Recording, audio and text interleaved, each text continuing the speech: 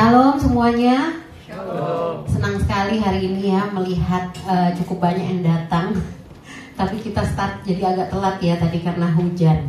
Berhubung minggu lalu juga gitu ada hujan deras banget dan hujannya udah mendekati jam ibadah, jadi banyak yang gak dapat Grab. Pada datang nyampe nya juga jam segini. Tapi minggu depan mestinya kita startnya normal lagi ya saudara ya, jam 4.30. Oke, senang sekali kita bisa berkumpul di tempat ini. Saya percaya tidak ada sesuatu yang kebetulan ya saudara ya. Dan kita percaya bahwa seperti firman Tuhan berkata, setiap firman yang keluar dari mulut Tuhan, dia akan melakukan pekerjaannya dalam sesuai dengan yang Tuhan rencanakan. Jadi dia tidak akan kembali dengan sia-sia. Oleh karena itu saya percaya sore hari ini setiap firman yang ditaburkan kiranya akan memberkati, menguatkan dan mengingatkan ya, menegur siapapun kita yang ada sore hari ini ada di tempat ini. Kalau minggu lalu Pastor Doni menyampaikan firman Tuhan dengan topik having the mind of Christ. Having the mind of Christ. Have the mind of Christ. Milikilah pikiran Kristus ya. Nah, kalau minggu ini saya boleh kasih judul khotbah minggu ini adalah milikilah atau praktekkanlah jalan Kristus. Kalau pikiran Kristus minggu lalu, milikilah pikiran Kristus. Minggu ini praktekkanlah jalan Kristus. Jadi kita mau melangkah maju terus ya saudara ya. Dan kita udah sering dengar nih ya saudara ya, bahwa Tuhan membenci kesombongan dan mengasihi orang yang rendah hati, mengasihi kerendahan hati. Coba siapa yang udah sering dengar begitu? Atau baru dengar nih sore ini? Gak ada respon. Gak apa-apa, senyumnya aja udah cukup ya gitu. Oke, jadi kita udah sering dengar gitu mungkin ya, sebagian besar kita. Dan boleh dipasang ayat-ayatnya yang tadi di PPT. Ben, udah siap belum? Oh bukan, PPT udah, itu nanti aja deh. Matius 11 boleh. Jadi kita udah sering dengar gitu ya saudara ya, bahwa macam-macam deh ayat, banyak sekali firman Tuhan di mana dikontraskan antara kesombongan dengan kerendahan hati gitu. Bagaimana orang congkak itu akan direndahkan. Tuhan membenci orang yang congkak namun mengasihi mereka yang rendah hati. Bahwa kesombongan mendahului kehancuran, sementara rendah hati mendahului kehormatan. Nah itu banyak tuh ya di Amsal, berapa kali disebutkan. Nah sebelum kita lanjut masalah kerendahan hati itu saudara ya, mari kita mau buka teks kita hari ini di Matius 11 ayat 25 sampai 30. Silakan dibuka di Alkitab saudara atau bisa juga membaca di depan. Matius 11 ayat 25 sampai 30.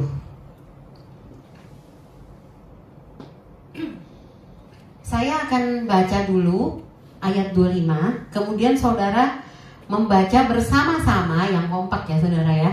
Ayat 26, kemudian saya lanjut lagi ayat 27, kita bergantian sampai ayat 30 ya saudara ya. Oke. Saya akan mulai. Matius 11 ayat 25 sampai 30. Pada waktu itu berkatalah Yesus, "Aku bersyukur kepadamu Bapa, Tuhan langit dan bumi, karena semuanya itu Engkau sembunyikan bagi orang bijak dan orang pandai, tetapi Engkau nyatakan kepada orang kecil."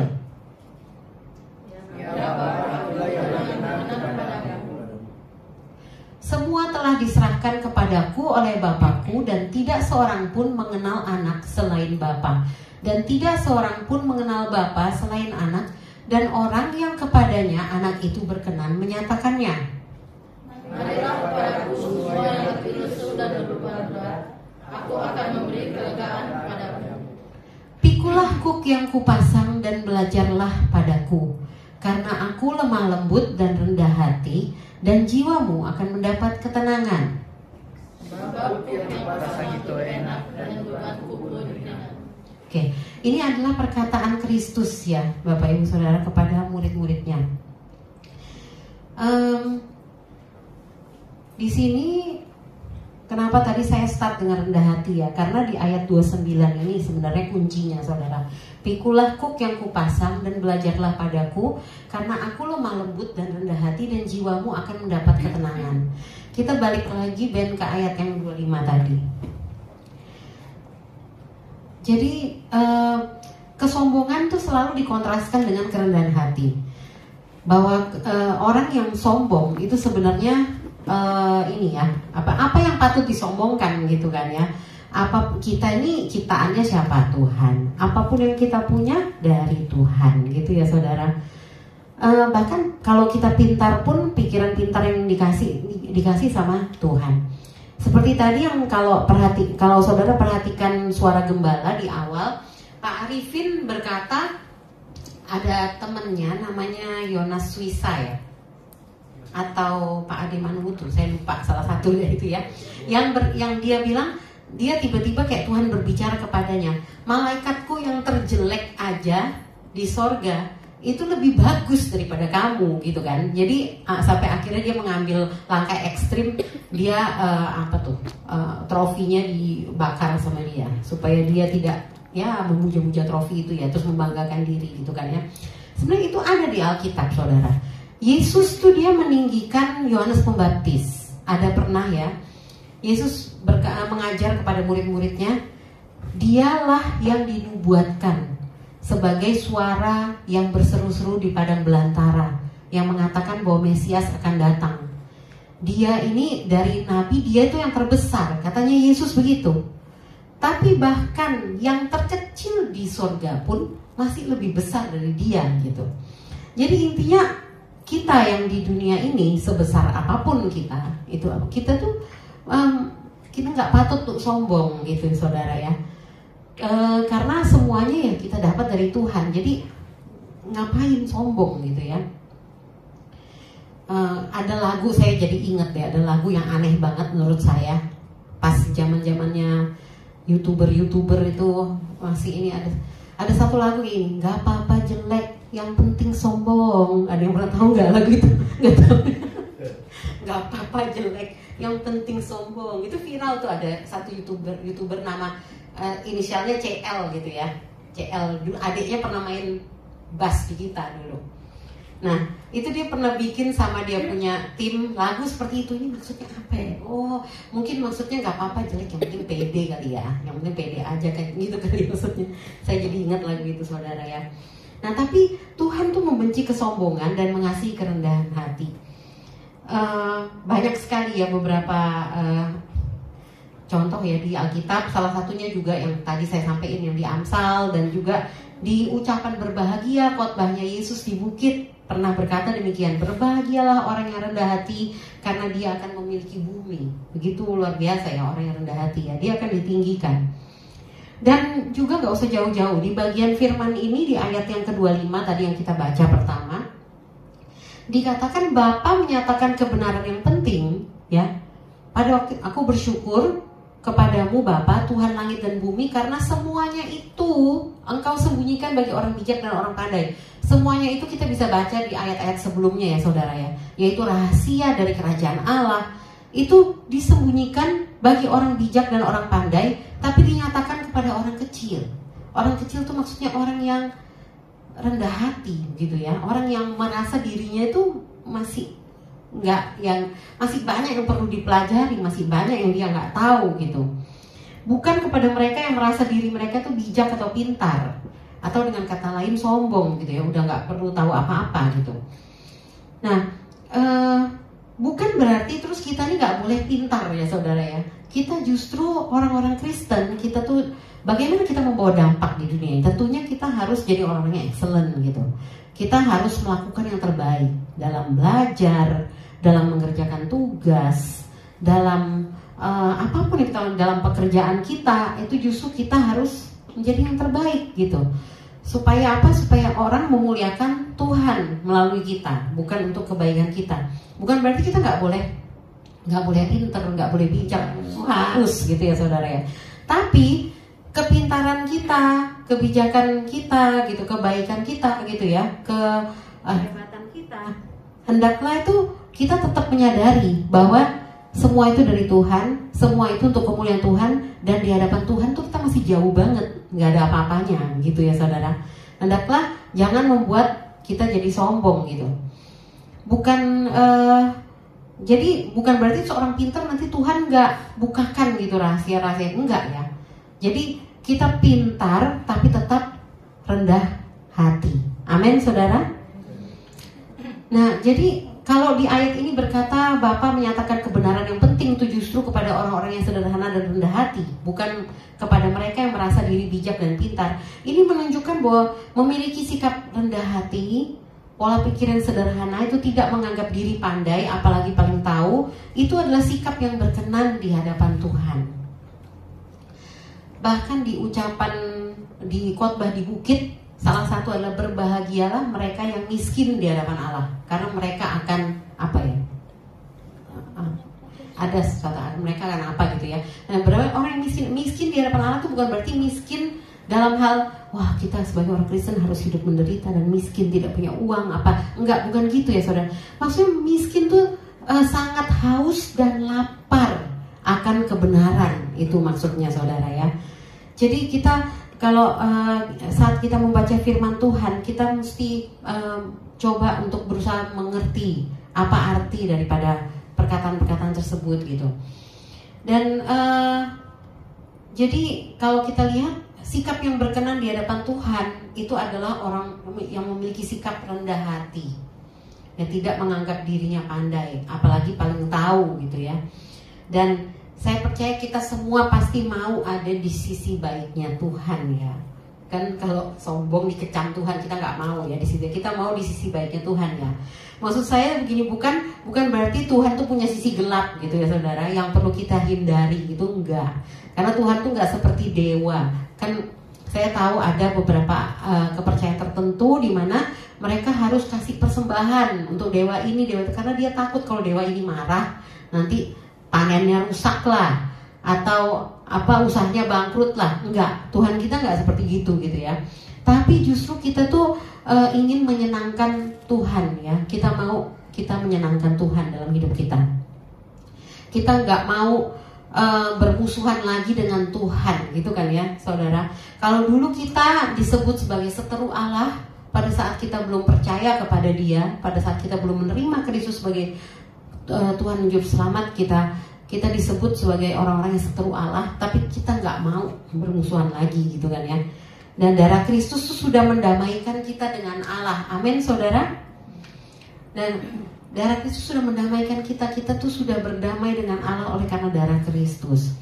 Nah kalau kita masih hidup dalam dosa, artinya apa saudara? Artinya kita apa saudara? Ada yang mau jawab? Gak ada? Artinya ya Allah masih berdamai sama kita sih saudara. Luar biasanya Allah ya. Karena apa? Karena darah Kristus tuh menebus kita sekali untuk seterusnya. Jadi yang pada saat Allah melihat kita, yang Dia lihat tuh darah Kristus gitu. Yang Dia lihat adalah Kristus di hadapan kita. Tapi kalau kita tetap hidup dalam dosa terus saudara, kita tuh seperti menyalibkan Kristus lagi saudara. Kita gak bakal tenang gitu ya, karena ada Roh Kudus dalam hati kita. Roh Kudus yang akan mengingatkan kita gitu. Kalau kita melakukan dosa atau ayo cepat-cepat bertobat, kita gak bakal tenang gitu saudara. Harusnya ya orang yang sungguh-sungguh bertobat, percaya kepada Kristus, harusnya kalau dia berdosa dia gak bakal tenang, pengen cepat-cepat bertobat gitu ya, pengen cepat-cepat minta ampun gitu ya, dan gak melakukan lagi gitu. Harus mau cepet-cepet tobat, jangan sampai. Nah kita kalau diingatkan sama Roh Kudus, kita harus mau cepet-cepet tobat saudara ya. Jangan sampai tubuhmu keburu hangus karena dosa itu gitu. Karena dosa itu udah pasti nuntut sesuatu dari kita saudara.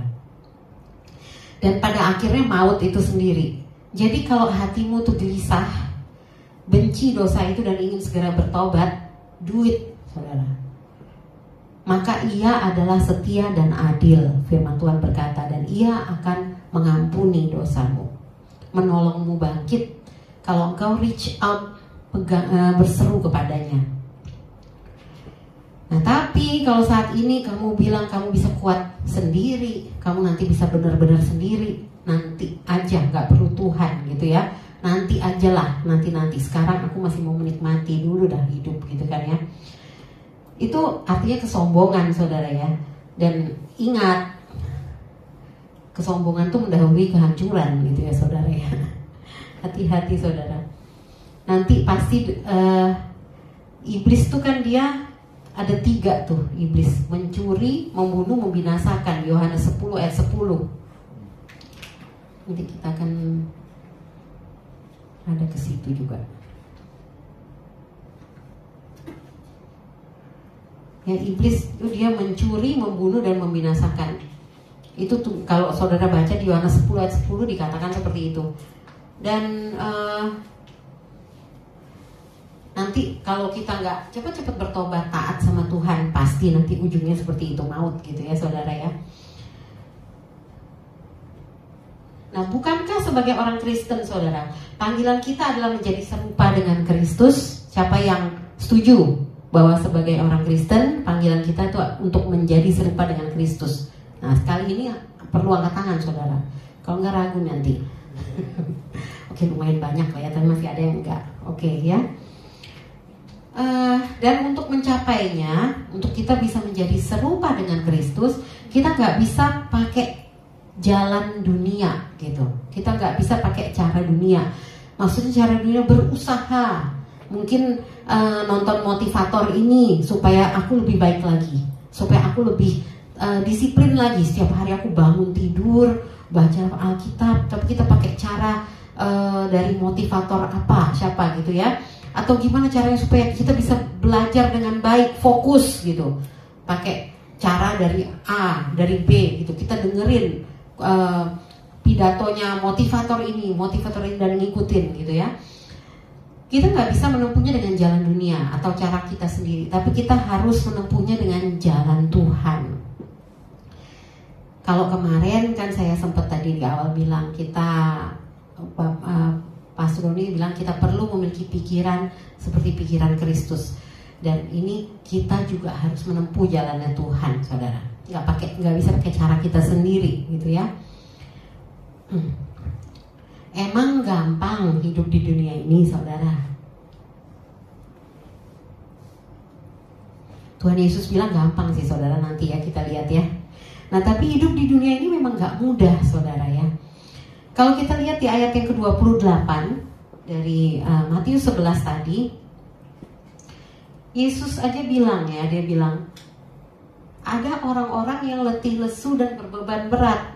Nah, makanya dipanggil sama dia kan, marilah kemari, hey, gitu bukan ya, marilah kepadaku semua yang letih lesu dan berbeban berat. Artinya hidup di dunia ini nggak mudah ya, saudara ya. Banyak orang letih lesu, berbeban berat, lelah, jenuh gitu ya, capek gitu ya, kayaknya berat gitu ya. Masalah datang silih berganti, tantangan, pergumulan, tekanan dalam hubungan dengan sesama, hubungan dengan keluarga gitu ya, anak, orang tua, pacar dan lain-lain. Dan kemudian ada lagi persoalan ekonomi, konflik gitu ya, kadang ada konflik dengan orang lain di pekerjaan, dan juga ada konflik batin sendiri kadang-kadang gitu. Nah, semua itu bisa membuat jiwa kita ini lelah, letih. Nah, tapi di tengah semua itu Yesus tahu, saudara ya. Yang paling tahu itu Yesus. Yesus tahu gitu. Dan dia berkata, datanglah padaku, aku akan berikan kelegaan. Gimana gitu ya? Gimana Yesus gitu? Datanglah padaku, aku akan berikan kelegaan. Gimana Yesus gitu kan? Nah, kemudian si Yesus ini dia mengundang kita untuk memikul kuk yang dia pasang gitu. Memikul kuk yang dia pasang. Dan cara hidup yang dia ajarkan, inilah cara hidup yang dia ajarkan, saudara ya. Dan yang menarik, caranya ini berbeda dengan dunia ini. Dunia kan mendorong kita menjadi kuat, dominan, membuktikan diri gitu ya. Tapi Yesus berkata, belajarlah kepadaku karena aku lemah lembut dan rendah hati. Ketika Yesus berkata mengambil kuknya, pikulah kuknya gitu ya. Pikulah kuk yang kupasang. Ia sedang berbicara tentang cara hidup baru kita sebagai orang percaya, saudara. Dulu sebelum kita percaya kepada Kristus, kita juga terikat pada kuk, saudara. Tapi kuknya beda, kuk perhambaan, kuk berbudakan, dari dosa, penghukuman, ketakutan gitu ya. Tapi kini di dalam Kristus kita telah dimerdekakan dan ditebus. Amin, saudara. Sudah dimerdekakan dan ditebus. Tapi kita itu dimerdekakan bukan untuk hidup tanpa arah, saudara ya. Kita dimerdekakan bukan tanpa tujuan. Kita tidak dibebaskan untuk jadi pengembara gitu, tanpa arti gitu ya, tanpa makna. Nah, tapi kita dibebaskan untuk kembali pada rencana aslinya Allah. Yaitu apa? Diciptakan segambar dengannya, hidup dalam hubungan yang dekat dengan Allah, dan juga berbagi dalam kemuliaan Tuhan. Nah, untuk sepenuhnya mencapai itu, saudara, itu ada prosesnya. Kita sudah terima Kristus, kita sudah dimerdekakan, kita tapi masih hidup di dunia ini, ya kan, saudara?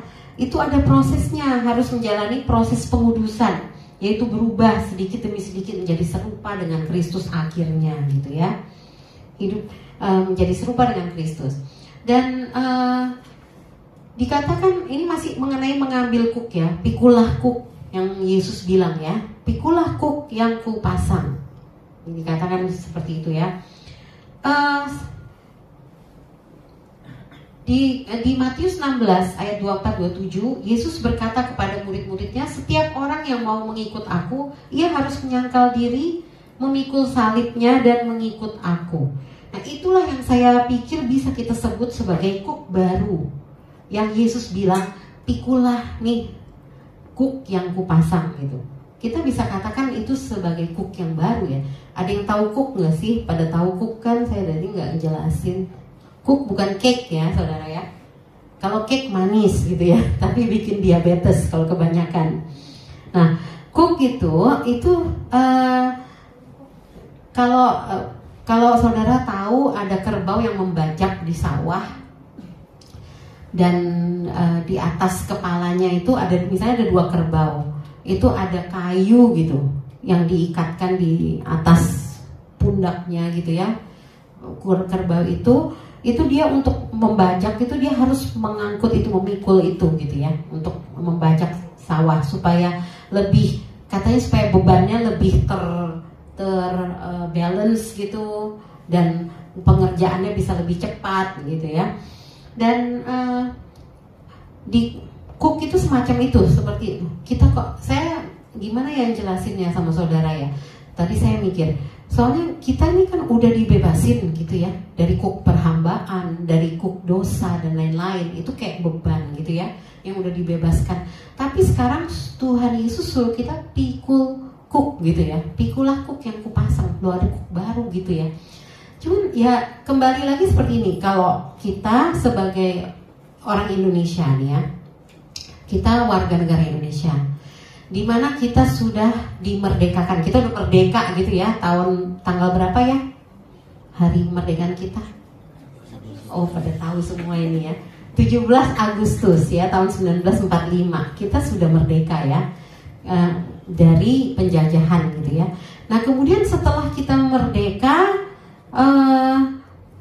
kita diberi kebebasan untuk mengatur kan ya bangsa ini sendiri gitu ya. Bukan berarti terus kita bebas dari penjajah, kemudian kita bisa seenak-enaknya hidup, seenak-enaknya, anarki, nggak ada aturan dan lain-lain, kan bukan seperti itu ya. Namun kita diberi kebebasan itu untuk mengikuti, membuat aturan lagi, menentukan aturan-aturan mana UUD itu yang bagus buat kita, dan ditentukan oleh bapak-bapak pemimpin kita dulu itu UUD ya, Undang-Undang Dasar 45. Nah, kita pun harus mengikutinya, benar kan ya saudara ya. Jadi kira-kira seperti itu saudara. Dan Yesus mengatakan pikulah kuk, dan pada ayat 30 kan Yesus bilang kuknya itu ringan, enak ya. Coba di scroll, Ben. Cooknya Yesus tuh enak dan bebannya ringan ya. Beda ya. Sama kalau cook dosa, perhambaan dan lain-lain, itu iblis yang taruh. Iblis mengikat kita, di mana tadi saya sampaikan bahwa iblis itu tugasnya tuh cuma 3, mencuri, membunuh, membinasakan. Kita pasti akan hancur, hangus. Nah ini bedanya ya, kontrasnya dengan cook yang dipasang oleh Yesus. Dan itu sebenarnya bahkan adalah rancangan awal kita, saudara. Tuhan menciptakan kita tuh untuk hidup dekat dengan Dia. Itu adalah rancangannya. Nah kita sebagai ciptaan yang kadang-kadang mau lepas, mau melenceng dari blueprintnya Tuhan gitu. Jadi kalau saya bisa katakan gitu ya, bahwa cook yang tadi Yesus bilang, pikulah cook yang kupasang, saya bisa kita katakan tuh seperti yang di Matius 16 ayat 24-27 itu, di mana Yesus berkata kepada muridnya, setiap orang yang mau mengikut aku, ia harus menyangkal dirinya, memikul salibnya, dan mengikut aku. Nah, apa sih menyangkal diri? Mungkin ya, menyangkal diri mungkin kita tahu ya, kita menyangkal diri, memikul salib, mungkin hal-hal yang gak enak buat daging gitu ya. Namun itu adalah jalan Tuhan. Dan tapi Yesus memberikan cook itu bukan nih gitu ya, nih cooknya nih, pikul gitu ya. Gak gitu saudara. Yesus katakan belajarlah kepadaku, ada caranya, ada jalannya. Kamu sebagai orang Kristen, di mana kamu harus menyangkal diri, memikul salib, mengikut aku. Nah, ada belajar deh dari aku gitu ya. Yesus berkata belajarlah kepadaku. Ini loh caranya. Aku ini lemah lembut dan rendah hati. Belajarlah kepadaku, karena aku lemah lembut dan rendah hati, maka jiwamu akan mendapatkan ketenangan. 2 kata ini saudara, yaitu lemah lembut dan rendah hati, kalau kita lihat dari bahasa aslinya, artinya itu sama ya, rendah hati saudara ya. Lemah lembut dan rendah hati artinya sama gitu kalau dari kata aslinya. Dan hanya dengan jalan ini saudara, lemah lembut dan rendah hati ini yang kita pelajari dari Yesus, maka jiwa kita mendapatkan ketenangan. Amin saudara. Hanya dengan cara ini, hanya dengan jalan ini, maka cook yang dipasang Yesus itu enak dan beban jadi ringan. Beda jauh dengan cook perhambaan yang sebelum kita percaya Yesus. Amin saudara. Saat kita memilih memikul cook yang Yesus pasangkan ini, pikulah cooknya. Kan Yesus bilang pikulah, terserah kita kan, kita mau pikul apa enggak kan, gitu kan ya. Nah, saat kita percaya kepada Yesus, itu kita memikul cook yang Yesus pasangkan, maka menghadapi tantangan nyata di tengah dunia yang rusak, respon kita bagaimana saudara? Dunia berkata balas dendam, Yesus berkata ampuni. Dunia berkata penuhi hawa nafsumu, Yesus berkata pikul salibmu. Dunia berkata angkat harga dirimu, Yesus berkata rendahkan dirimu. Nah, saat itulah kita tuh mengalami yang namanya tuh penganiayaan sejati gitu ya saudara ya, pergumulan daging, penyangkalan diri yang menyakitkan gitu. Tapi disitulah kita benar-benar bisa belajar dari Yesus, belajar kelemah lembutan dan kerendahan hatinya.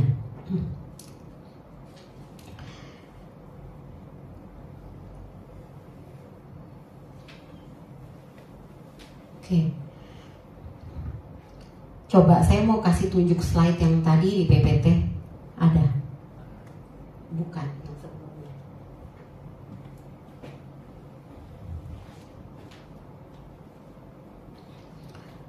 Kembali lagi mengenai kerendahan hati ya, yang dikontraskan dengan kesombongan ya saudara. Nah, di sini ada beberapa ayat di sini, mungkin kalau nggak terbaca tuh di Amsal 16 ayat 18 dikatakan kecongkakan mendahului kehancuran dan tinggi hati mendahului kejatuhan. Ini saya bacain aja. Ini belum semua saudara ya. Kemudian Amsal 11 ayat 2 dikatakan Allah menentang orang yang congkak tetapi mengasihani orang yang rendah hati. Lukas 14 ayat 11, jikalau kecongkakan tiba juga cemooh, tetapi hikmat ada pada orang yang rendah hati. Kerendahan hati dihubungkan juga dengan hikmat, saudara ya, dengan pintar. Itu orang yang rendah hati itu pintar, rendah hati. Tapi sombong, memegahkan diri itu sangat ditentang oleh Tuhan ya. Bahkan dicemooh dikatakan di situ. Sebab barang siapa, ini kayaknya kepotong yang ini ya. Barang siapa meninggikan diri, ia akan direndahkan, dan barang siapa merendahkan diri, ia akan ditinggikan. Oh, itu atas ya. Dia telah memberitahukan kepadamu, hai manusia, apa yang baik dan apakah yang dituntut Tuhan daripadamu, selain berlaku adil, mencintai kesetiaan, dan hidup dengan rendah hati di hadapan Allahmu. Filipi 2 ayat 3-5. Jadi ini beberapa tadi kan ayat ya saudara, belum semua, yang mengkontraskan kerendahan hati dengan kesombongan. Dan itulah jalan Kristus, saudara ya, mempraktekkan jalan Kristus, lemah lembut dan rendah hati dalam apapun yang kita lakukan. Amin, saudara. Tapi saudara, kita juga perlu hati-hati dengan kerendahan hati yang pura-pura gitu ya. Ada nih kerendahan hati yang pura-pura, itu ada juga. Oh, aku rendah hati. Oh, aku mah rendah hati, dia mah enggak, dia mah sombong gitu ya. Hati-hati dengan kerendahan hati yang pura-pura. Nah, itu sama dengan identik pencitraan gitu ya. Ada pengkhotbah namanya John Piper. Dalam khotbahnya dia berkata bahwa kerendahan hati itu adalah bagian dari iman, kayak gitu. Jadi kerendahan hati adalah bagian dari iman kita kepada Kristus. Dia berkata seperti itu. Tanpa iman kepada Kristus, tidak ada kerendahan hati di antara manusia. Jadi pada dasarnya manusia itu semua itu susah, nggak bisa dengan usaha sendiri untuk rendah hati, gitu. Tanpa iman kepada Kristus tidak ada kerendahan hati di antara manusia. Yang ada hanyalah kesombongan. Mengapa? Nah, jadi karena kalau dia bilang gitu, kalau saya berhenti terobsesi dengan diri sendiri, berhenti terpikat oleh diri saya sendiri, berhenti meninggikan diri sendiri, nah terus siapa nih yang menggantikan? Kalau saya udah nggak meninggikan diri sendiri, tapi saya punya idola saya itu. Saya mulai berfokus pada orang lain. Oh, saya mau jadi seperti dia. Saya mau jadi seperti Pastor Doni, pintar bicara, pintar khotbahnya harus ngikutin caranya itu dan lain-lain. Dan terpikat oleh orang lain, saya nggak ada apa-apanya ya. Tapi dia mah keren gitu ya. Serta terus meninggikan orang lain, wah dia mah hebat. Nah, tapi saya tidak membawa Kristus ke dalam gambaran itu, maka saya tetap terjebak dalam penjara kesombongan. Oh, idola saya paling keren gitu kan ya, atau ya apapun itu yang kita banggakan gitu. Nah, kenapa? Karena saya mencari sukacita saya dalam manusia lain yang sama seperti saya, dan tidak mencari kepada Kristus, Sang Pencipta dan Tuhan saya, yang olehnya dan untuknya segala sesuatu ada.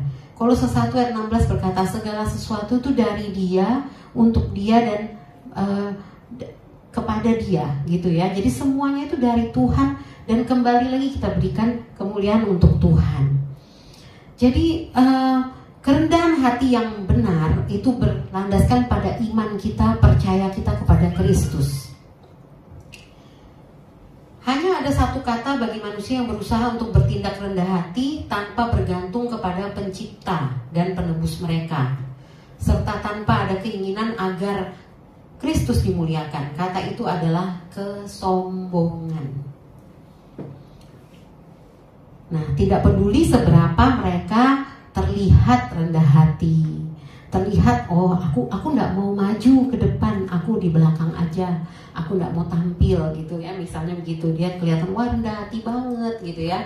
Nah, tapi kalau itu bukan untuk memuliakan Tuhan, bukan dilandaskan pada oh ya memang saatnya saat ini aku di sini berdoa, tapi untuk supaya kelihatan dia itu rendah hati, atau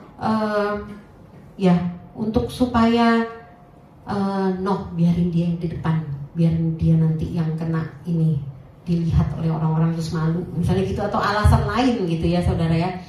Nah itu tetap, itu namanya kesombongan saudara. Atau ada satu lagi nih ya, misalnya gini, kerendahan hati misalnya, oh dia bersalah sama saya gitu ya, dia orang Kristen, dia bersalah sama saya gitu ya, dia saudaraku dalam Kristus. Nah kalau kita diajarkan, kalau ada saudaramu berbuat salah dan kamu tahu, kita harus ngapain saudara? Diemin? Enggak ya saudara ya, tapi kita harus tegur ya.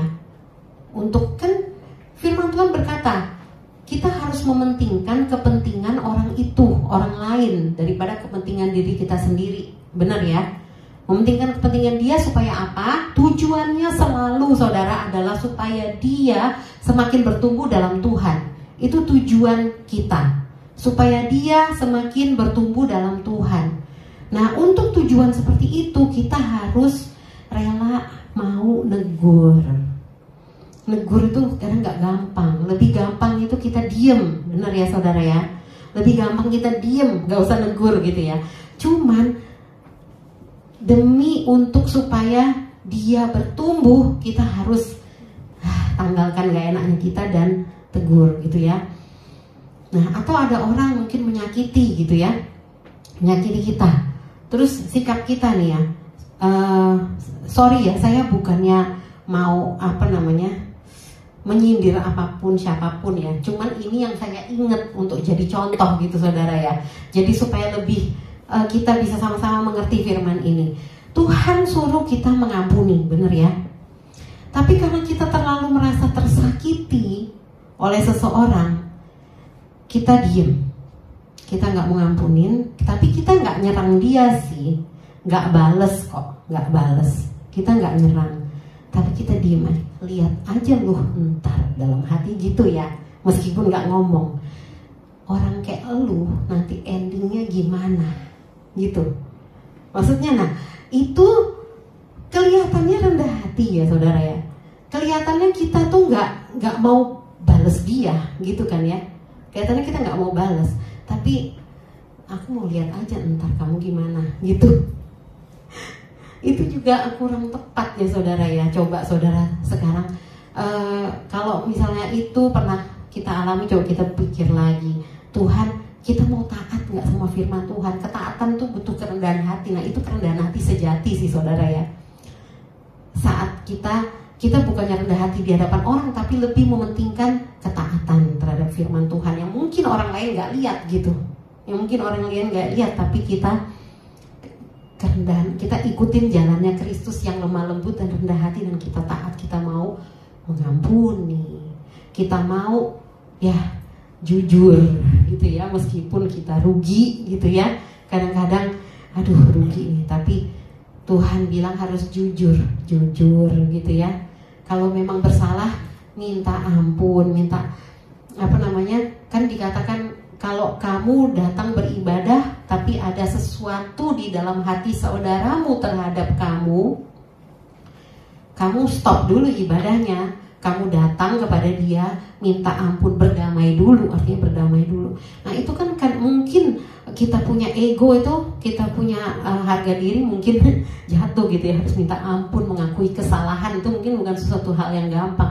Tapi itulah kerendahan hati yang sesungguhnya saudara. Gitu. Dan Kristus berkata, belajarlah kepadaku sebab aku lemah lembut dan rendah hati. Dia sendiri ya, Yesus sendiri adalah pribadi yang rendah hati. Dan kerendahan hati Kristus itu lahir, emang keberadaan dia seperti itu. Aku ini lemah lembut dan rendah hati, dia katakan seperti itu. Dan ketika kita datang kepadanya dan sungguh-sungguh ingin belajar menjadi lembut, rendah hati, menyerahkan kehendak kita, disitulah kita akhirnya menemukan kelegaan saudara ya. Akhirnya kita bisa bilang cooknya itu enak, bebannya itu ringan. Emang enak dan ringan kok sebenarnya ikut Yesus itu sebenarnya gampang sih. Kalau kita mau ngomong ini ya, jujur ya tinggal jujur aja gitu ya. Kasihilah sesamamu, mengasihi aja. Ampunilah musuhmu, tinggal ampunin. Gampang kok, jelas kata-katanya gampang gitu firman Tuhan. Kadang-kadang ya kok kita bikin susah. Minta ampun mah kalau kamu bersalah, ya udah gitu kan ya, jelas ya, bahasa Indonesianya jelas gitu. Jauhilah dosa, jangan coba-coba. Itu kan kayaknya gampang ya, nggak pakai bahasa yang susah di ngertiin, nggak pakai bahasa yang bulat gitu ya. Kayaknya gampang gitu. Tapi yang membuat semua itu terasa rumit dan berat itu adalah keinginan daging kita sendiri, saudara. Kita tuh manusia, sifatnya itu, sifat dasarnya ingin punya kontrol, ingin diakui gitu. Kita nggak suka merendah gitu ya. Berat memikul kuknya Yesus gitu. Nanti aja, sekarang aku masih muda, aku mau enjoy dulu gitu. Ingat, iblis maunya kita gitu, saudara. Dia akan senang kalau kita prinsip seperti itu, nggak mau pikul kuknya Yesus dan nggak sadar. Nah, dan secara tiba-tiba ya, secara nggak sadar, kalian maksudnya kita tunda, nggak mau gitu ya, mau pakai kontrol kita sendiri, kita mau diakui, kita nggak suka merendah dan lain-lain. Nggak sadar ternyata tiba-tiba hal terbaik di hidupmu sudah dicuri, dibunuh, dan akhirnya dibinasakan. Itu pekerjaan iblis kan ya, di Yohanes 10 ayat 10. Nah, Ben, boleh slide yang berikutnya. Jadi saudara, pada sore hari ini mari kita mau dengan rendah hati ya, kita mau belajar kepada Kristus. Dikatakan dia itu lemah lembut dan rendah hati. Maka kalau kita belajar kepada dia, mari pikul kuk yang dipasang, maka kita akan mendapatkan kelegaan. Sebab kuk yang kupasang itu enak dan bebanku pun ringan, kata Kristus. Mari saat ini kita mau ambil waktu sebentar saudara untuk berdiam diri. Kita boleh baca pertanyaan-pertanyaan yang ada di sini. Boleh satu atau boleh dua atau boleh ketiganya. Kita mau jawab sendiri dalam hati kita ya saudara ya. Sambil saya minta musik, piano dan lain-lain boleh bersiap-siap di depan. Bisa memainkan lagu.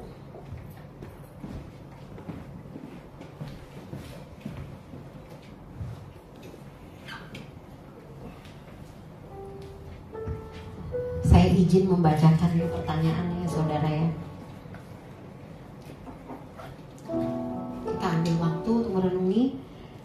Apakah saya sudah memikul kuk yang Yesus pasang? Atau saya masih hidup dalam kuk yang lama, berupa dosa, kesombongan, atau keinginan daging?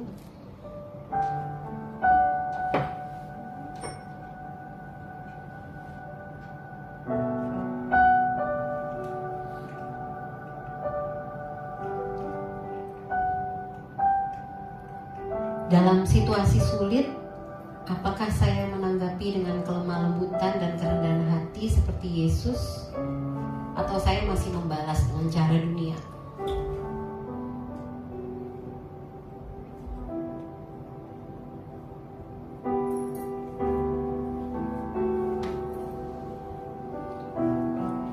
Apakah kerendahan hati saya lahir dari iman dan kasih kepada Kristus? Atau hanya karena ingin terlihat baik di mata orang?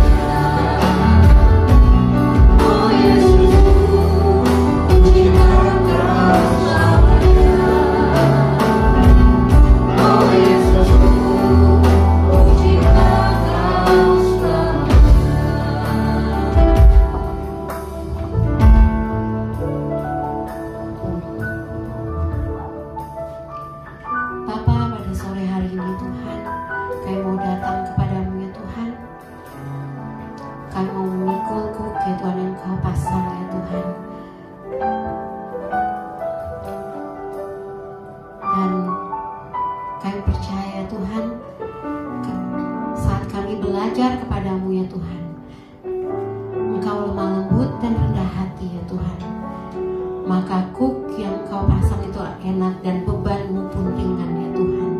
Dan kami akan mendapatkan ketenangan dan kelegaan ya Bapa. Bapa, kiranya Engkau memampukan kami ya Tuhan untuk mengerti firman-Mu ya Tuhan, untuk melakukannya dalam hidup kami ya Tuhan. Dengan segala kerendahan hati mau taat ya Tuhan kepada firman-Mu. Terima kasih ya Bapa. Dan bersyukur pada sore hari ini. Dalam nama Yesus kami berdoa. Amin. Kita mau tetap berdiri, saudara. Kita sama-sama mau perkatakan pengakuan iman kita.